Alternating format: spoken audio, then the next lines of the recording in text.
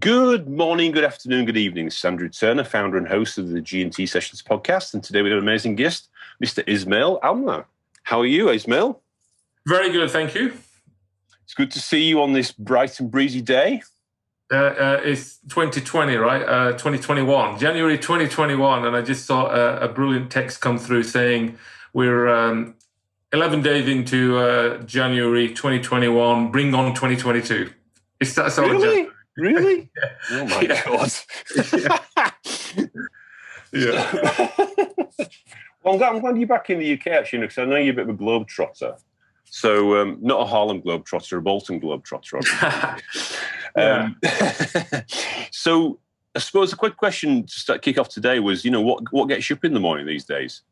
So I have been a globetrotter. I'm now in my favorite place in the world, which is Bolton. And the last time we spoke, Andrew, I was in New York, and I spent the last 9 years there, actually. We went there for 2 years and stayed for 9.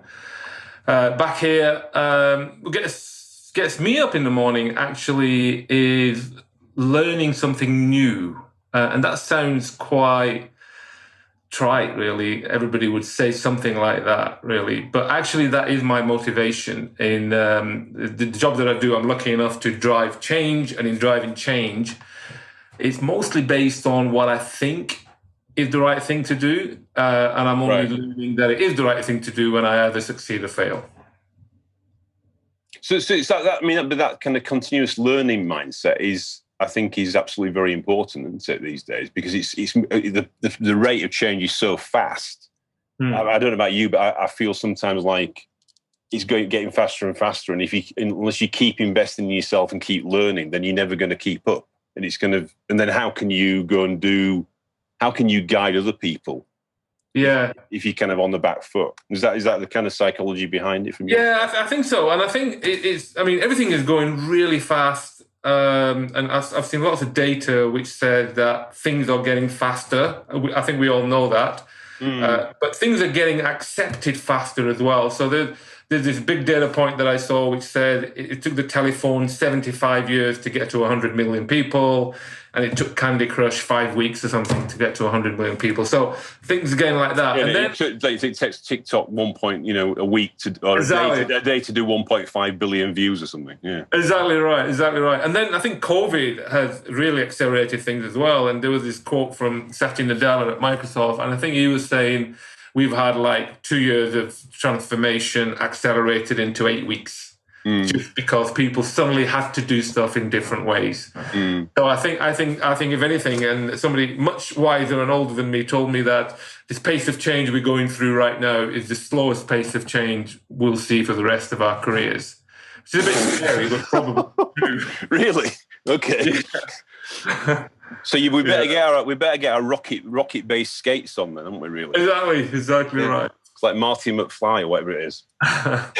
So it's like, thanks for coming on the show. So I think one of the interesting things that obviously when we originally talked about you coming on the show was about some of the stuff that you've done in your backstory.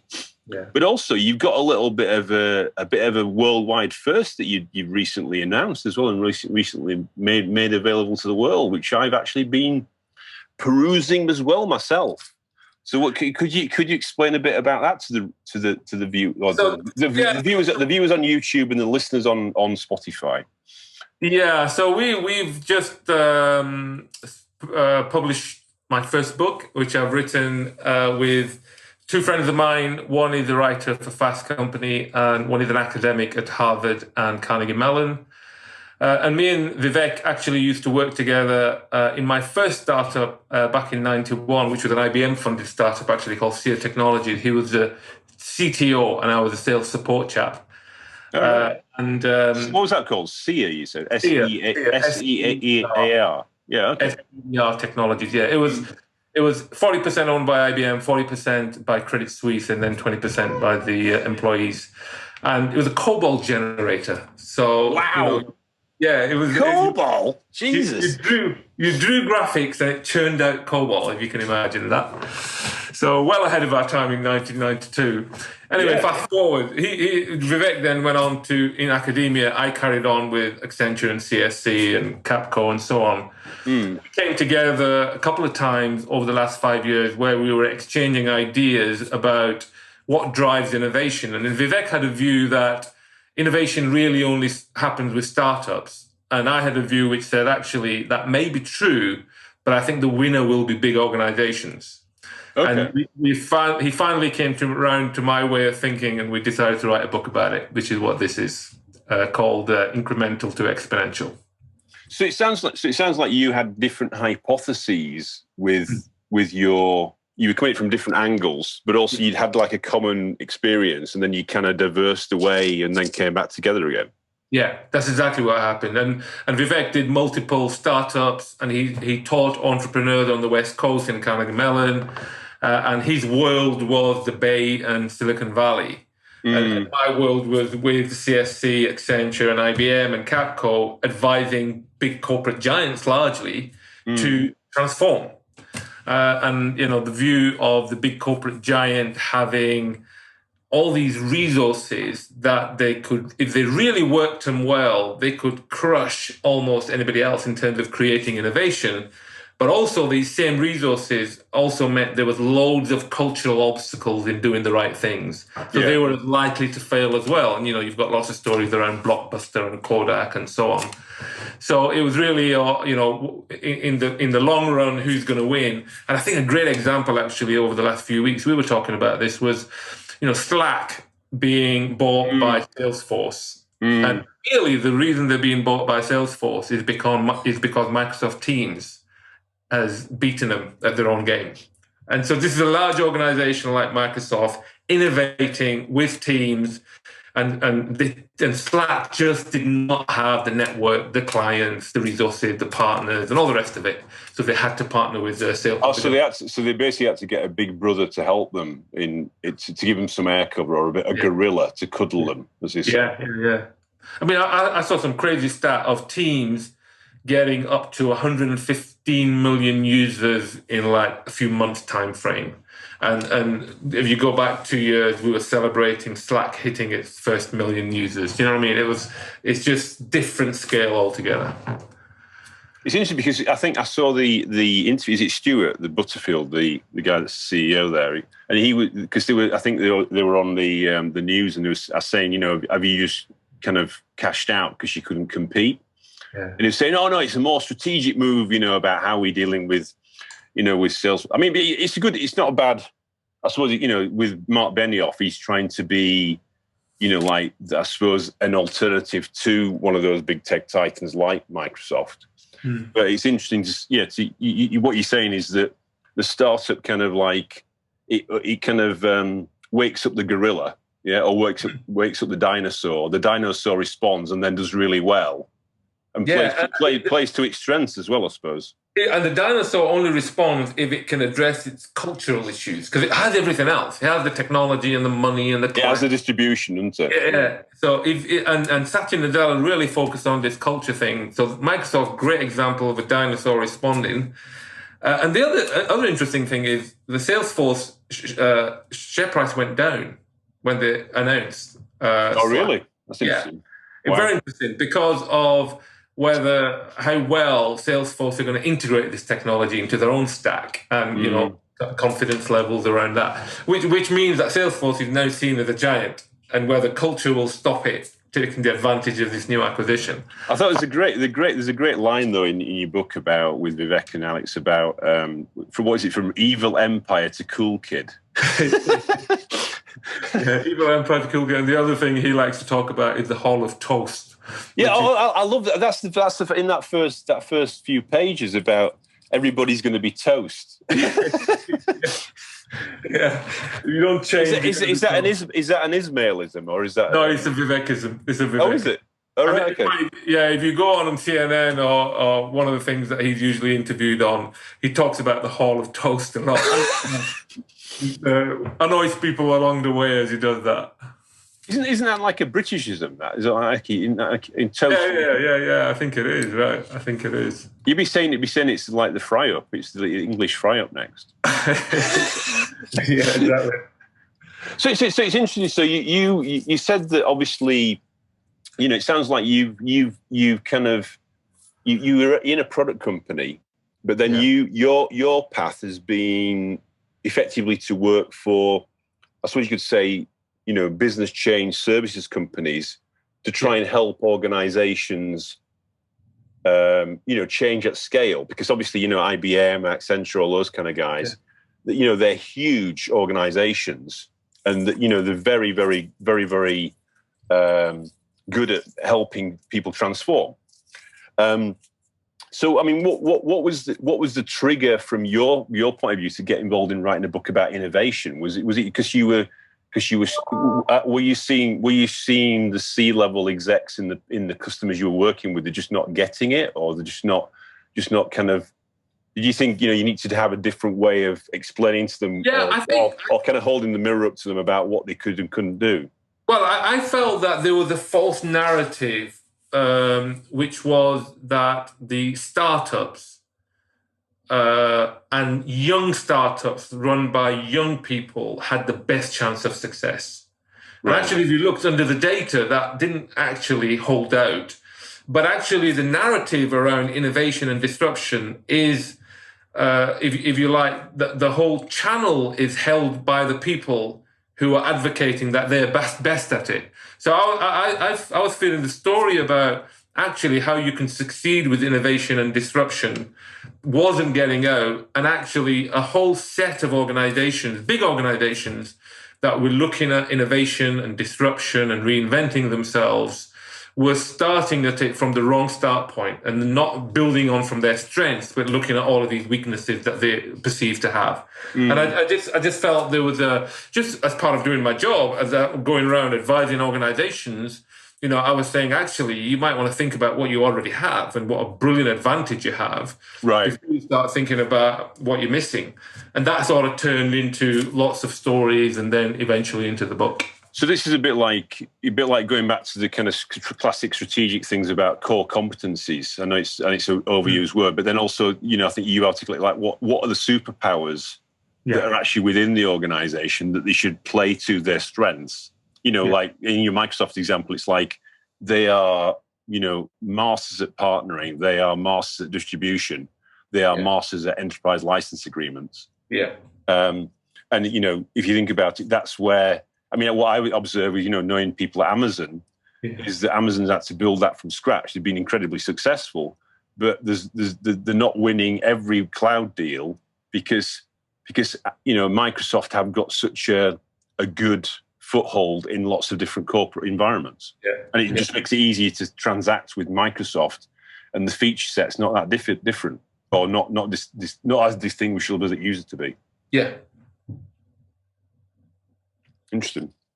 So you talked about a bit about the kind of the G about what we say the growth. You've obviously worked for different companies. Yeah. What was the reason for you moving from services company to services company? Was there a particular logic behind that, or is it just like Because I know some people get used to working in those kind of organizations. You never fancy going into an operational role in an actual business, and then I know you kind of you're in a kind of a C-level kind of role now. Yeah. So I think actually, I mean, people talk a lot now about the gig economy and how everybody wants to do gigs rather than have careers. If I try and rationalize what I've done in my career, I would say that's what I've been living. In fact, I've been going from one gig to what sounds like the next gig to what sounds like the next gig. But actually, my career, which started as a COBOL programmer and then technical support for anything associated with programming or programming technology products. And then, I did an MBA because I felt I was too technology oriented, so I wanted to be more business oriented. And as part of that, I also then moved to Accenture, which was more sort of business driven change rather than technology driven change, which is what CSC were. And brilliant time at both organizations. And then I felt that I wanted to experience a little bit of the startup world. So I went from Accenture, and everybody said I was mad at the time.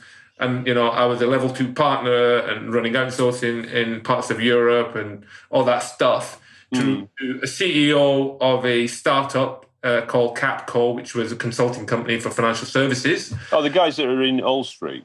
That's right. Yeah. Okay. Oh, yeah. So I was the CEO for the UK, and then they asked me to go to the US and be the CEO for North America. And then, after FIS had acquired that business, I sort of retired for a while until my wife said, "You need to go to work. I'm not going to make you another cup of tea. This ain't happening." So then went to work for IBM, and each was a change. They were at the cusp of a bit of change. So Accenture wanted to get into outsourcing. Capco wanted to grow from a startup and be sold.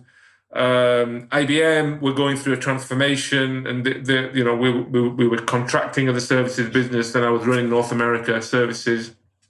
And then over at Capita, Capita, when I joined a couple of years ago, just had a new CEO, and we're going through a big rights issue and transformation. So I guess my triggers had been doing something different, impacting, going through change. In most cases, I was going into a role that I had not, in all cases, I was going into a role that I had not done before. I did not know whether I could do, really, based on experience. Okay. But I felt I could do. And, I felt I was taking a risk in all these areas. And I've had fun in each one, actually. I've been really lucky. No, thanks for explaining that, because it makes sense what you just said. Because what you're saying is there was a trigger about... Yeah. There was a trigger, and actually you moved from sounds like a technical side to then more of a business side. Yeah. It's very similar. I actually went through my MBA when I was at Tesco, because I thought I was too technical. Right. And then it's this kind of this perception about being rounded and getting validation from doing that kind of thing. But then it's interesting but then you actually moved into a CEO role, which obviously you become ultimately accountable for everything, don't you? So you become from specialist or functional leader into GM and CEO. Okay, that's fantastic. Yeah. And which role have you enjoyed the most? Are you saying that the ones you've done, because it's always been a white space, you always feel like you've learned some new superpowers or some new experiences through that? Yeah, no, as I say, I think I've enjoyed all of them, to be honest, and I've had incredible opportunity with great mentors to do stuff. I think the one that I would point to, though, would be the Capco experience, where I was CEO in the UK and then CEO in North America, and actually I was head of HR as well at the time, because we went through this phase of growing at incredible rates. We were a private health company, so we didn't have all the published, quarterly reviews and all the rest of it. And we sold the business to a company and we exited. It was almost a perfect life cycle, if you like. Right.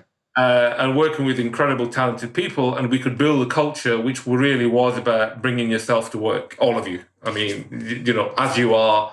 And it was everybody was teaching everybody else along the way. There was, it really was American. It's very supportive and collegiate kind of thing. And Rob Haver, who's still a good friend of mine, who was the founder, and it was his second business that he founded, had this superpower that he never ever gave up. That was the only superpower he had. He claimed to have a lot more superpowers, but I think that's his superpower, that he never gave up, no matter, whether this was a $200 million business competing with a $6 billion Accenture, or whether, we committed to growth at X percentage over 5 years, whatever it was.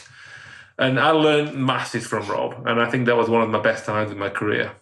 And of course, at the same time, I'd moved the family to the US. So we were going through another sort of personal new experience as well.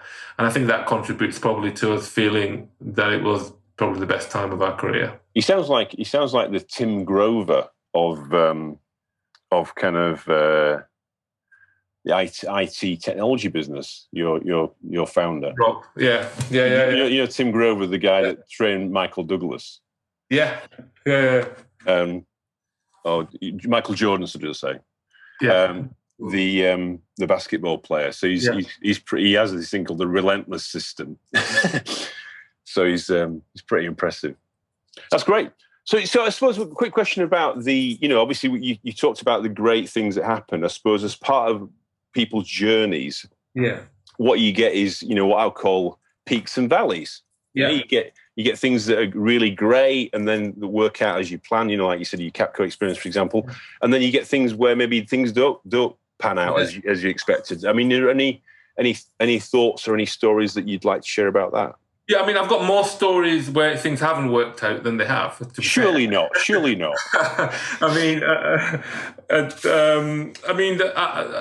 would start actually. A couple of ones would be when I was at CSC.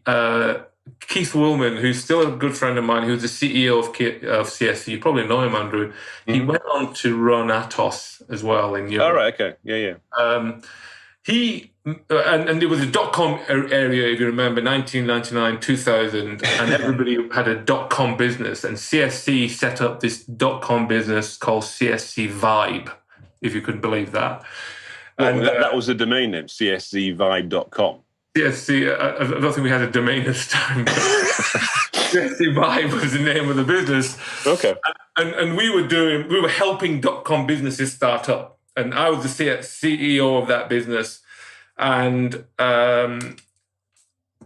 if you talk to Keith now, and he keeps reminding me, it was the most expensive MBA he'd ever paid for because no bugger paid us. We made no money. Wow. So all the companies that we were working with went bust. The dot-com crash happened. All the companies went away. I was left with a bench full of people. Nobody paid their bills and all the rest of it. It was, the cash is king story really came home to roost. And Keith ex Marconi, where Lord Weinstock had taught him this cash. Exactly, yeah. Impressive. And Keith had been telling me this, and I was like, yeah, whatever, but we're doing cool here. We're in this new cool stuff. Yeah. We're in this new cool stuff. But so that was a period actually of a lot of growth through a lot of pain and a lot of disappointment. Just a quick question about that. When you were taking business at that time from those companies, were they just saying they'll pay you later, or what was the kind of? Yeah, it was different models, but generally the businesses were funded, supported by private equity. So you'd have capital or somebody, and then there'd be some outcome-based measures, right? So we're going to get this live. When you get it live, we'll pay you. By the time we get live, they've run out of money and there's nobody to pay us. That kind of thing. Right. Okay. Yeah. Okay. So that's a big moment that I remember as being, this is tough. This is tough. There's been big businesses that we've lost. There was a massive deal that I spent 12 months working on with a team when I was at Accenture, a multi-million-dollar deal, which in the end we were down selected. In the end, after 12 months of working on it, they said, "Nah, we're gonna do it internally." Wow. So cost of sale high, forecast high. Yeah. And single source. You get right down to contracts, and then the board decide actually they don't want to do it. That's been tough. And then I remember when the first time when I went to the US, and if you can imagine a proud North American business getting a Brit transplanted to be the CEO. That was an interesting time as well. There's all those union jacks you put out around the office. That's what it was. Yeah, it was the time I spent trying to tell them where Bolton was. What, you mean they didn't know? You should have this big globe and this big arrow, this big Kenny Everett arrow going, it's here. That was my point. I think what I learned from that one actually is that the leadership experience and style in North America is different from Europe. Actually, how people want to be led is different. And then when you talk about North America, the USA, the USA is, and we're seeing it now, is a multitude of cultures. And in many instances, I remember getting my team together, and there was more in common with one of my partners in New York and a partner in London than a partner in New York and a partner in Cleveland, Ohio. Wow. I mean, culturally, there was, a significant difference in how these people led, how they worked, what they valued, and so on. So there's been loads of examples actually where you've had the ups and the downs, and where you've had the biggest learning point, right? I mean that's great. I mean I didn't expect so many examples, but I think it's that thing that every leader, if they say it's all been peaks and there's been no valleys, you're not really being authentic, are you? So it's I think hats off to you for sharing those stories. Sounds like there's a few more to share, but we haven't got time in the episode to go through them all. Yeah, no, I have loads. Don't worry. Maybe that's the next book. Yeah. Peaks and Valleys by Ismail. So I suppose one of the, obviously thanks for sharing the stuff around your growth story and your business stuff and your stuff you've learned a bit personally as well. Yeah. On the T side, yeah. Obviously, it sounds like you were originally an engineer, as it would call. You were actually a COBOL developer. Yeah, yeah. So I mean, that's a hell of a, that's a personal transformation, isn't it? From doing, actually coding themselves. I know coders are now the new rock stars. I should have stayed. I should have stayed as a COBOL. Yeah, no. Yeah, you just have to go and do the code, and the code is forget talking to people. Yeah, exactly. But I think so. I don't know whether have you read that book from Gladwell, Outliers? Yeah. Mm-hmm. Outliers, right? So in that book, the thing that came to me is for all these people who've been super successful, the Steve Jobs and the Bill Gates and all the rest, something happened which gave them an advantage, right? Which triggered them along the way. And they talk about Steve Jobs actually getting a part from the CEO of HP, which allowed him to build his first computer, or Bill Gates getting access to a mainframe just for him to play about. Yeah. And for me, I was thinking about it. And for me, what I got was a BBC computer that my dad bought me. With the black and orange keys. Do you remember that? I used to have one, the one with the cream out, the cream outside, the cream. Exactly. Yeah. That was the kind of the cool thing to have. If you didn't have one of those, if you had a ZX Spectrum or a ZX81, you just were nowhere. So that was the time, I think I was in secondary school, just about my A-levels. My dad is doing nights in a cotton mill. Doesn't know anything about what I'm asking for, but he believed enough to buy me this computer, which really got me interested in coding, actually. And then I did a computer sciences degree and started my career at Logica as a COBOL programmer. So technology is something that, and actually technology just beyond what people are using is something that's always been fascinating to me in terms of how it might change the world. Mm. Yeah, I mean, I think you're similar to me. I don't. How could we have thought about this in the 1970s, 80s? That it would be have such an impact. But then I think what I observe with the way obviously you've transitioned in your role is that because you've got that heritage. Yeah. What we say. Nobody can bullshit you because you actually you understand the fundamental foundations of computing and engineering. Hmm. So when you're going to talk to a customer about or trying to understand their requirements, you can understand it from the business and the technical side, and that's a very, very good skill to have these days, I think. It's proven very, very helpful to me actually, especially in the roles in the companies that I've been in, which has always been intersection of technology and business.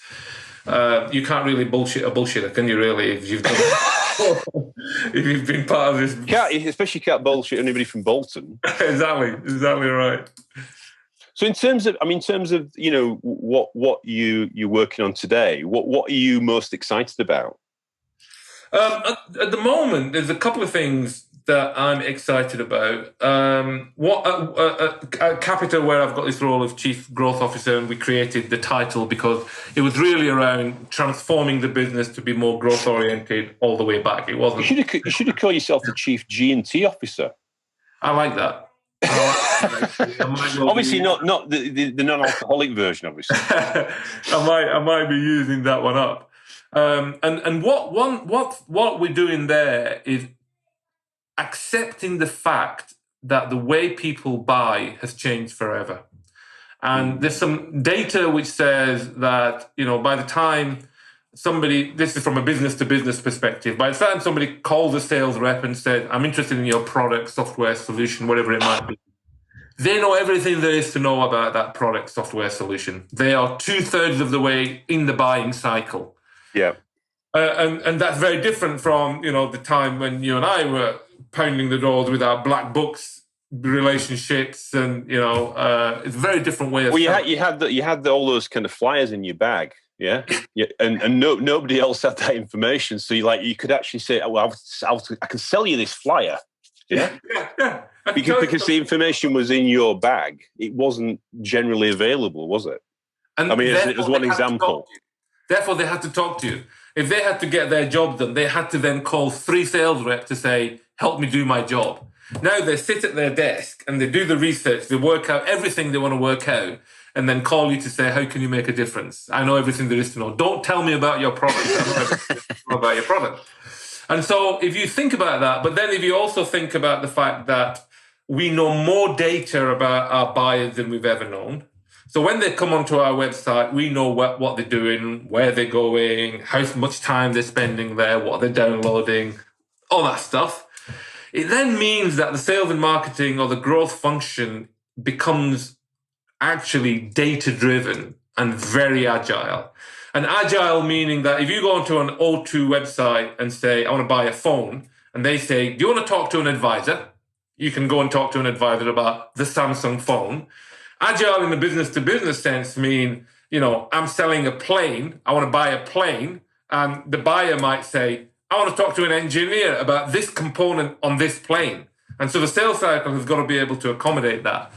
And creating that sort of process where we are really data-driven to real sophisticated levels, where we're really agile in terms of how we respond to clients, but also with a talent base which is more content-rich rather than relationship-rich.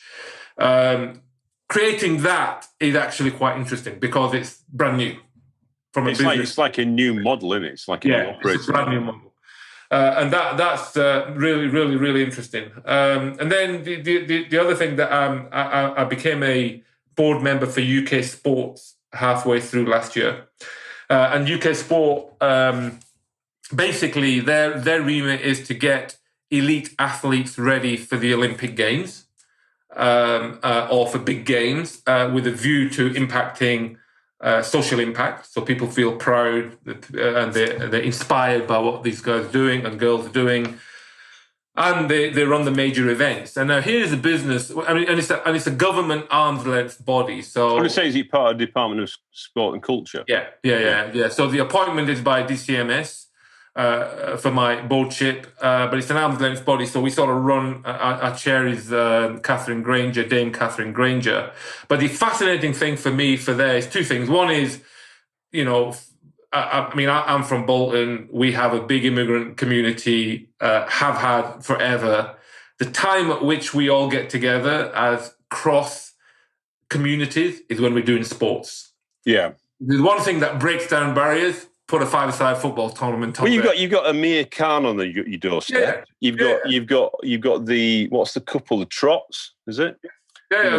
The cycle, British cycling. Yeah. So I mean, Yeah, so sports, you got Peter Kay, when he's doing his dad runs. We've got the legend Peter Kay. When you're doing the egg and spoon race against him, Bolton School. He does not live far from here, actually. As I go to my daughter's house, I pass his house all the time. So from a sports perspective, I think there's a massive impact sports can make on the social well-being of our country. It's a leveler, isn't it? Yeah, it's a real leveler. But the other thing about UK sports and sports in general is it is a really data-driven function. As in, forensically, we are saying that for this individual to be medal ready in 8 years' time, these are all the things we're going to do between now and 8 years' time.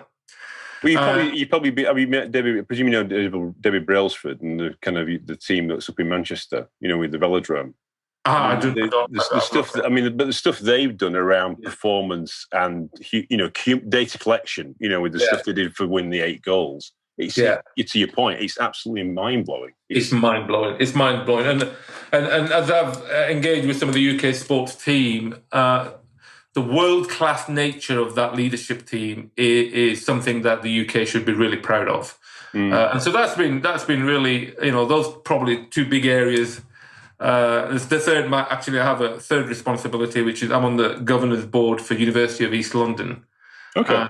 And running the finance and audit risk committee as well, and that's been interesting because as we've gone into COVID, the whole higher education sector has been disrupted like you've never.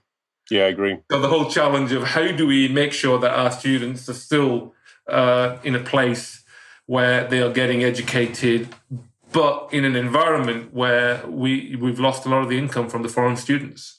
So. Right. Never a dull moment, mate. Well, there's also just on that point is that I've been doing some stuff with the Prince's Trust recently, and their report about the aspiration gap, so the actual impact on Generation Z, from 16 to 24-year-olds of what's been happening with this pandemic, and and the issues around how they feel, what they can achieve. And I mean, my eldest son didn't do his GCSEs last year, and now I found out this last week that my youngest son won't do his GCSEs either. So, you can't. There is definitely going to be a psychological effect about because people that they work for years to get to that point where they want to do the exams, don't they? And then do they feel like inadequate then when they want to progress in their future education plan and career path. Yeah. And in University of East London, which is, as I say, where I've got some responsibility, it's in Newham, right? And in Newham, it's and our demographic is one where a big proportion of students are first time in higher education. English is a second or third language.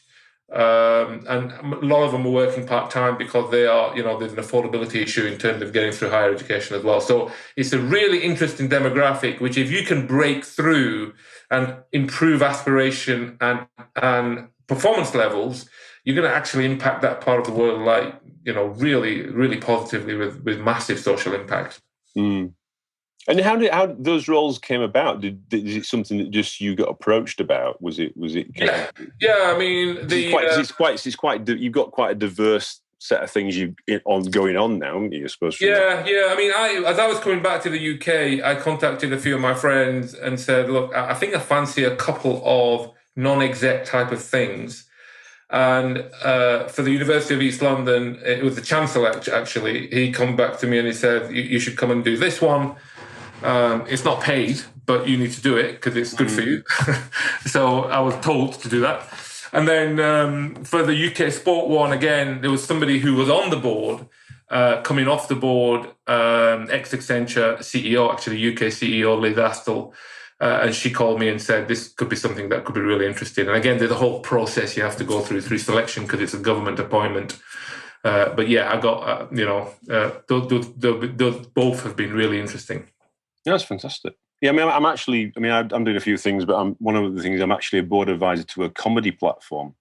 Oh, really? So we're actually, building, we're building some comedy sketches actually to be released in about a week. Because I don't know if you know, on the 18th of January, it's classified as the kind of Blue Monday. It's classified as like the most, because the down, people feel down after the kind of Christmas, New Year. Is that right? The 18th, is it? Yeah. 18th, I know Divorce Day was Monday just gone. Oh, was it really? Okay, didn't know that. Yeah. Okay, right. Okay. Worst day for divorces. So we survived that one then. Yeah.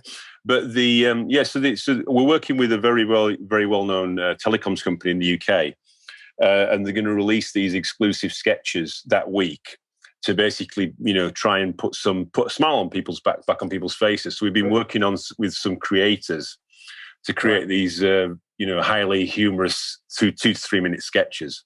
Fantastic. So it's an interesting, when you go through that process, it's still, you still have to do the things about actually how do you work it as a bit of a project, but it's actually completely a different dimension to what I normally do. So wonderful. Yeah, so there's 8,000 creators on the platform. Actually, it's run by 2 Scousers and 1 Yorkshireman. So we're planning to release an updated version of the 4 Yorkshireman sketch that we're going to. This is like a tech version of it.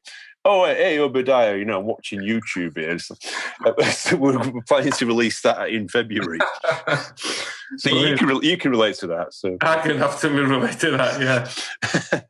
Yeah. So I think that what I was going to say, the reason I was mentioning that was because I think the diversity of what you're doing, I think it actually improves the quality of what you do in your day job.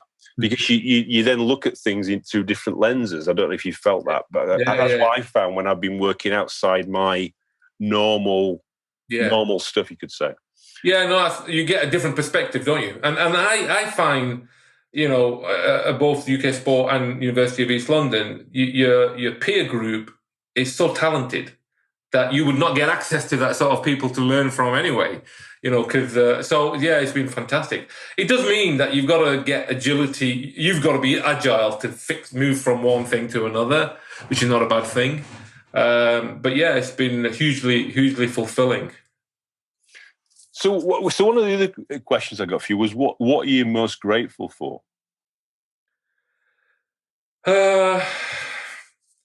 I think good way to kick it off in January 2021, you see. Yeah, no, it's a great question. And actually, when you spend time in the US, you get used to these sorts of questions because people like to do that at Thanksgiving. As Brits, they're saying, well, I'll have to think about that. So, I think I'm grateful for the curiosity that my father instilled in all of us, that he had when he came from India to the UK to see whether there could be something better than what he had lined up in his lifetime. And we've sort of picked that up as the normal thing is to be curious and do things differently. So I think the permission by my family to be able to do that has been phenomenal. I'm grateful for mentors. And it's been quite interesting. I've been doing a lot of work this last few months on the back of all of these BLM and diversity discussions that have been going on. Yeah. Lots of discussion. And some of them have been really raw and emotional in terms of people finally opening up and saying, look, this is what it's like for me as a black person in London to drive a nice car. Right.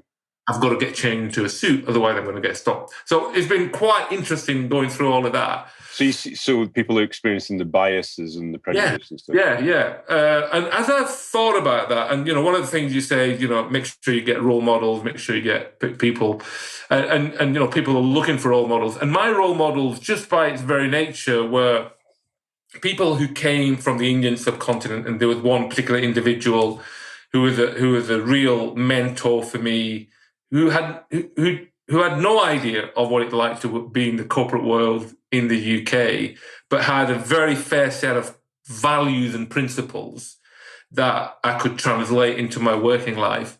And then my other mentors were, largely white and male, right? So the advocates can be. And I was telling you, largely a group of Asian or black or women people saying, of course, we should look for mentors and advocates and coaches who sort of reflect your own beliefs and value systems and, can understand what you're going through. But it doesn't have to be the case. And I'm really grateful that I had mentors like Keith Willman, like Liz Astle, like David Tomlinson at Accenture, like Rob Havart at Capco, Bridget Van Carlingen at IBM, who went out of the way to give me all these opportunities and possibilities to really live this career that I would never have thought possible, really. And I'm really, really, really, really grateful for that. And one of the reasons why I've got involved in the University of East London and UK sports, and why I came back to Capita as well, actually, was around the ability to socially impact the UK, the ability to try and provide that same sort of opportunity for as many people as possible. Right. I don't think everybody has had the opportunity I've had, where people, their parents and family have said, knock yourself out, do whatever you want to do. And they've had mentors who've taught them, how to get through, navigate what will inevitably be lots of roadblocks along the way. That's a fantastic explanation. Thank you for sharing that. It's really good. I think the thing about you saying, how do you want to make a big give back and make a real difference? Yeah. Yeah, and I think people at our stage of the career, Andrew, and I'm not saying you're as old as me, but at our stage of the career, we've... Speak for yourself, Ismail. Speak for yourself. We have a disproportionate... I might have to shave my head, you see, so they can never guess how much grey's in it. Yeah, I think we have a disproportionate impact, don't we? I mean, we can do stuff that we're not even, in terms of opening doors and giving confidence to people or getting startups to get going, all that sort of stuff. And, I think that's, I'm grateful for people who did it for me, and I'm really keen to try and put some of that back. Yeah, I mean, I've gone Uber Plur. I think I'm involved in about 9 different companies. different. Yeah, I mean, it's not obviously not all operational, but there are different, board advisor or advisory roles, and it's really useful. You don't realize, I think, the things you've learned. It's a bit like that, the analogy of the third eye. You get into a board meeting, or you get into a session, and you go, the answer is this. And they go, what do you mean it's the answer is that? And I go, look, I'm telling you, we're going to get to it in about an hour, but that's the answer. Yeah. It's just like, I've been there before. I've had the T-shirt and they're flown close to the sun. And then we obviously have a discussion about it, but it's rewarding for me to help to guide that input. Yeah. And it's not being arrogant about it. It's just saying I'm just a bit further on in the book than you are. Yeah, exactly. And I don't want you to go into I don't want you to drive off into the ditch.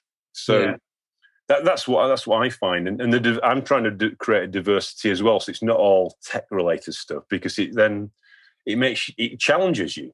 Yeah, new things. Like the UK sports sector is a brand new sector. I have no idea how it works. Still don't really. Well, I was going to say, have you got a sporting background or something? Or?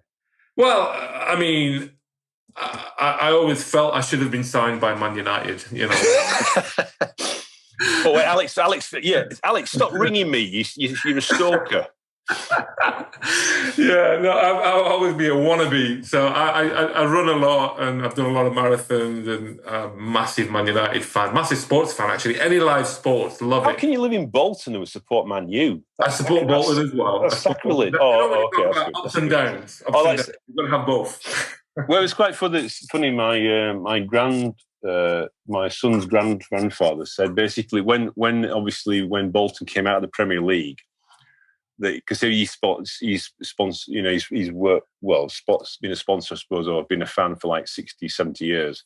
Yeah. They said it's okay. You can be the non-Premier League fan, and then they support Liverpool and Chelsea now. So it's like they got a Premier League team, then they got Bolton just as kind of like to keep Grandpa quiet.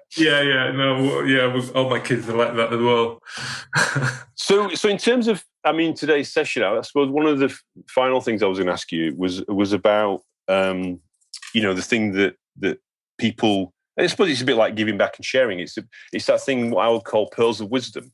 Yeah. So in terms of some takeaways, because obviously, there's a growing number of people listening to this podcast, and we've had some really, really great guests, including yourself, that have shared a load of really good experiences, I suppose, and things that they've come through that they've distilled back into sharing. So I suppose what would be your pearls of wisdom for today's episode? So I would say three things, as you always do. One is this idea of that everybody talks about the imposter syndrome, right? Which is, am I really good enough? Should I be doing this? Am I being recognized for something that's not really me? That never goes away. So it's good to recognize that it's there, but it's also then good to have an active way of working with it. And for me, it was always that whenever I had an opportunity, the fact of whether I had done it before or whether I had experience was interesting. I always took every opportunity to come my way, and with a view which said that I will work it out how it's going to work. And if I don't know how to do it, I'll ask somebody. So if you get an opportunity, take it. That's my point number one. And it's don't say maybe, say yes. Yeah, it's unqualified. Take it. We'll work it out. Just take the opportunity. That's one thing. The second thing I think, which works, which is the long-term view of your career and your life, is I think you should focus on relationships with no self-interest. So when you meet somebody, and if you can connect that somebody with somebody else and they both benefit, do it. You know, if you are trying to get something done at work, and if you can behave in a certain way which will make that person feel better, do it. You know, so and I think over the long term, this pays back in multiple ways. It's the right thing to do, but you know, I think actively, I think we should work without self-interest. And the third thing I would say to my younger self, as we talked about earlier, Andrew, is it's not all about work. Yeah. And I would say to myself, I have probably compromised too many parents' evenings and dropping kids off at school and dinners for work stuff when I should have prioritized it the other way. And so I think rather than justify why you should miss a particular meeting, you should justify why you should miss a dinner at home or why you should miss a parents' evening. And those are the two or three things that, you know, if I would probably still fail as I go through as trying to work on them. But those are the three things that I think would stick with me. Really good. Really good. Fail forward, as they say. Yeah. Yeah. Fail forward. Yeah. No, but I think you. But if you think about the first one you said about the imposter syndrome, I think sometimes, you know, and I've been in situations like that as well, where you keep doubting yourself sometimes, and but also because of the family or your perception of the pressure on you in your role, that actually then you do maybe not always do the right thing, which is your second point. You know, where about making that trade-off between family and work. Yeah. And it's a dilemma. It's a big dilemma. It's a big dilemma. And I think as I look at this generation of people entering into the workforce, I think they're better in most cases about prioritizing the work life than I was, for sure. I think some of the startups, though, just work all the time. They never stop. They never. I think they're even more extreme than what I think we've seen. Yeah, maybe. But I do think there's a lot of, you know, if I'm not ready for the job, should I take it? And my view is take it. Nobody's ready for the job, and we'll work it out how we get you ready for the job. Well, there's also that thing about the gig economy and tenure and stuff like that in there as well about that. Yeah. Fantastic. Well, I really, really appreciate the time with you this afternoon. It's been fun, Andrew. Thanks for having me. Thank you for having me as well. And that was Ismail Amla, who was the he's uber plural. He's a man of many talents, man of many gifts. He has many different diverse things he's working on. The Chief Growth Officer of Capita. Sounds fantastic. Or Chief G&T Officer now. And then obviously the stuff that you're doing with the UK Sport and also the University of East London, which sounds absolutely fantastic and amazing. Well, all I can say is I wish you the amazing 2021. And let's hope it's much better than 2020. And thanks for kicking off the year in such a positive way. And look forward to catching up soon. Thank you. And all the best for 21 for you and all of your listeners. Thank you very much, Ismail. And oh, by the way, can you just explain what your book is called, by the way, before we finish? The book is Incremental to Exponential. From Incremental to Exponential. And it's available where? Amazon, everywhere. All good booksellers everywhere. just thought I'd get that little tip in. Available in Kindle, hardback, and paperback. And audio, yeah, exactly. Oh, and Audible as well. Okay. Yeah, Audible as well, right. And look forward to many more books in the future. Thanks very much for your time, Ismail. Take care. Thank you. Thanks, sir.